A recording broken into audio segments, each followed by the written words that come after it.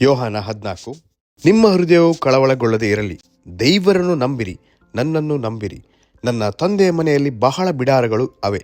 ಇಲ್ಲದಿದ್ದರೆ ನಿಮಗೆ ಹೇಳುತ್ತಿದ್ದೆನು, ನಿಮಗೆ ಸ್ಥಳವನ್ನು ಸಿದ್ಧ ಮಾಡುವುದಕ್ಕೆ ಹೋಗುತ್ತೇನಲ್ಲ. ನಾನು ಹೋಗಿ ನಿಮಗೆ ಸ್ಥಳವನ್ನು ಸಿದ್ಧ ಮಾಡಿದ ಮೇಲೆ ತಿರುಗಿ ಬಂದು ನಿಮ್ಮನ್ನು ಕರಕೊಂಡು ಹೋಗಿ ನನ್ನ ಬಳಿಗೆ ಸೇರಿಸಿಕೊಳ್ಳುವೆನು.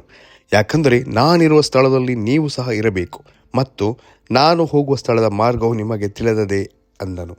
ತೋಮನು ಆತನನ್ನು, ಸ್ವಾಮಿ, ನೀನು ಎಲ್ಲಿಗೆ ಹೋಗುತ್ತೀಯೋ ನಮಗೆ ತಿಳಿಯದು, ಮಾರ್ಗವು ಹೇಗೆ ತಿಳಿದೀತು ಎಂದು ಕೇಳಲು, ಯೇಸು ಅವನಿಗೆ, ನಾನೇ ಮಾರ್ಗವೂ ಸತ್ಯವೂ ಜೀವವೂ ಆಗಿದ್ದೇನೆ. ನನ್ನ ಮೂಲಕವಾಗಿ ಹೊರತು ಯಾರೂ ತಂದೆಯ ಬಳಿಗೆ ಬರುವುದಿಲ್ಲ. ನೀವು ನನ್ನನ್ನು ಅರಿತಿದ್ದರೆ ನನ್ನ ತಂದೆಯನ್ನೂ ಅರಿಯುತ್ತಿದ್ದೀರಿ. ಈಗಿನಿಂದ ಆತನನ್ನು ಅರಿತುಕೊಂಡಿದ್ದೀರಿ, ಆತನನ್ನು ನೋಡಿದ್ದೀರಲ್ಲ ಎಂದು ಹೇಳಿದನು. ಫಿಲಿಪ್ಪನು, ಸ್ವಾಮಿ, ನಮಗೆ ತಂದೆಯನ್ನು ತೋರಿಸು, ನಮಗೆ ಅಷ್ಟೇ ಸಾಕು ಅಂದನು. ಯೇಸು ಅವನಿಗೆ, ಫಿಲಿಪ್ಪನೇ, ನಾನು ಇಷ್ಟು ದಿವಸ ನಿಮ್ಮ ಸಂಗಡ ಇದ್ದರೂ ನೀನು ಇನ್ನೂ ನನ್ನನ್ನು ಅರಿತುಕೊಳ್ಳಲಿಲ್ಲವೇ? ನನ್ನನ್ನು ನೋಡಿದವನು ತಂದೆಯನ್ನು ನೋಡಿದ್ದಾನೆ. ನಮಗೆ ತಂದೆಯನ್ನು ತೋರಿಸೆಂದು ನೀನು ಹೇಳುವುದು ಹೇಗೆ? ನಾನು ತಂದೆಯಲ್ಲಿದ್ದೇನೆ, ತಂದೆಯು ನನ್ನಲ್ಲಿದ್ದಾನೆ ಎಂದು ನೀನು ನಂಬುವುದಿಲ್ಲವೋ?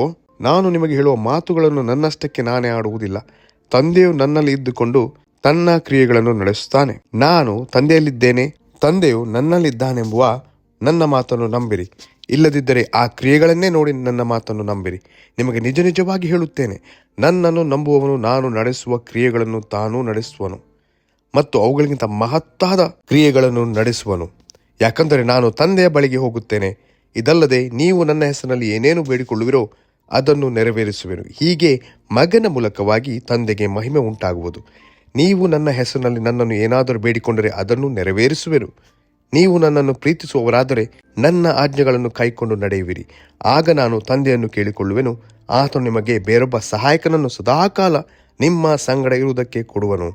ಆ ಸಹಾಯಕನು ಯಾರೆಂದರೆ ಸತ್ಯದಾತ್ಮನೇ. ಲೋಕವು ಆತನನ್ನು ನೋಡದೆಯೂ ತಿಳಿಯದೆಯೂ ಇರುವುದರಿಂದ ಆತನನ್ನು ಹೊಂದಲಾರದು.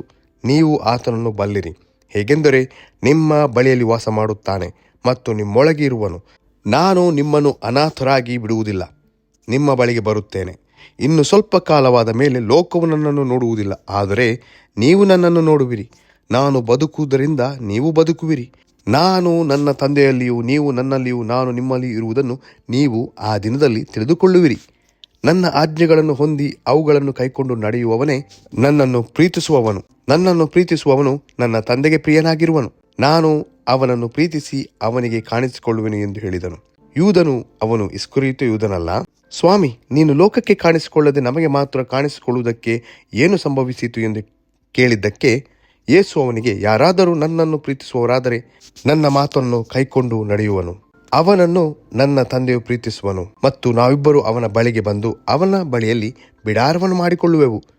ನನ್ನನ್ನು ಪ್ರೀತಿಸದೇ ಇರುವವನು ನನ್ನ ಮಾತುಗಳನ್ನು ಕೈಕೊಂಡು ನಡೆಯುವುದಿಲ್ಲ. ನೀವು ಆಲಿಸುವ ಮಾತು ನನ್ನದಲ್ಲ, ನನ್ನನ್ನು ಕಳುಹಿಸಿದ ತಂದೆಯ ಮಾತೇ. ಈ ಮಾತುಗಳನ್ನು ನಾನು ಇನ್ನೂ ನಿಮ್ಮ ಬಳಿಯಲ್ಲಿರುವಾಗ ನಿಮಗೆ ಹೇಳಿದ್ದೇನೆ. ಆದರೆ ಆ ಸಹಾಯಕನು, ಅಂದರೆ ನನ್ನ ಹೆಸರಿನಲ್ಲಿ ತಂದೆಯು ಕಳುಹಿಸಿಕೊಡುವ ಪವಿತ್ರಾತ್ಮನೇ, ನಿಮಗೆ ಎಲ್ಲವನ್ನು ಉಪದೇಶಿಸಿ ನಾನು ನಿಮಗೆ ಹೇಳಿದ್ದನ್ನೆಲ್ಲ ನಿಮ್ಮ ನೆನಪಿಗೆ ತರುವನು. ಶಾಂತಿಯನ್ನು ನಿಮಗೆ ಬಿಟ್ಟು ಹೋಗುತ್ತೇನೆ, ನನ್ನಲ್ಲಿರುವಂಥ ಶಾಂತಿಯನ್ನು ನಿಮಗೆ ಕೊಡುತ್ತೇನೆ. ಲೋಕ ಕೊಡುವ ರೀತಿಯಿಂದ ನಾನು ನಿಮಗೆ ಕೊಡುವುದಿಲ್ಲ. ನಿಮ್ಮ ಹೃದಯವು ಕಳವಳಗೊಳ್ಳದಿರಲಿ, ಹೆದರದಿರಲಿ. ನಾನು ಹೋಗಿ ತಿರುಗಿ ನಿಮ್ಮ ಬಳಿಗೆ ಬರುತ್ತೇನೆಂದು ನಿಮಗೆ ಹೇಳಿದ್ದನ್ನು ಕೇಳಿದಿರಿ. ನೀವು ನನ್ನನ್ನು ಪ್ರೀತಿಸುವವರಾಗಿದ್ದರೆ ನಾನು ತಂದೆಯ ಬಳಿಗೆ ಹೋಗುವ ವಿಷಯದಲ್ಲಿ ಸಂತೋಷಪಡುತ್ತಿದ್ದೀರಿ. ಯಾಕಂದರೆ ತಂದೆಯು ನನಗಿಂತ ದೊಡ್ಡವನು.